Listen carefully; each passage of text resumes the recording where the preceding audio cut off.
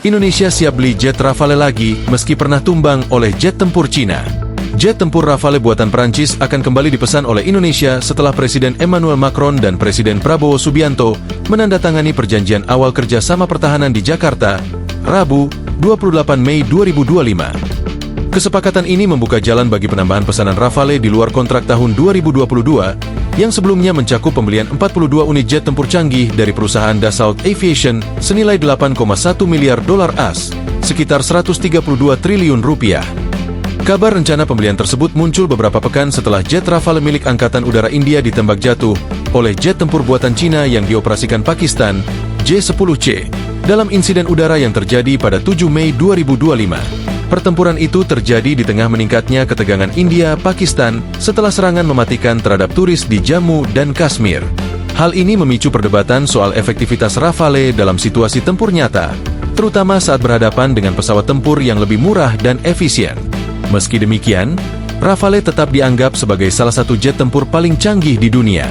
Dengan kemampuan bermanuver di atas rata-rata dan dukungan persenjataan mutakhir, Rafale sering disebut sebagai mobil canggih di dunia penerbangan militer.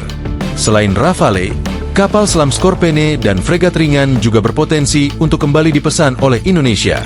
Saya senang penandatanganan Letter of Intent, LOI, hari ini membuka peluang baru untuk memperdalam hubungan pertahanan kita, termasuk pesanan baru untuk Rafale, Skorpene, dan fregat ringan, ujar Macron dalam konferensi pers.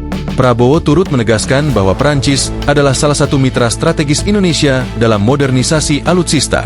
Indonesia memang merupakan klien senjata terbesar Prancis di Asia Tenggara. Namun, saat ini, Indonesia belum menerima satupun jet Rafale dari kontrak 2022. Kepala Staf Angkatan Udara Marskal Muhammad Tony Harjono menyatakan, 6 unit pertama diperkirakan tiba pada awal 2026.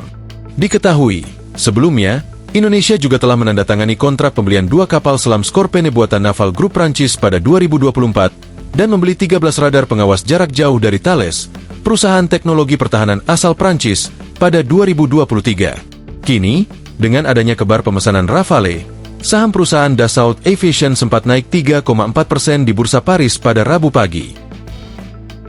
Download Tribun X sekarang, menghadirkan lokal menjadi Indonesia.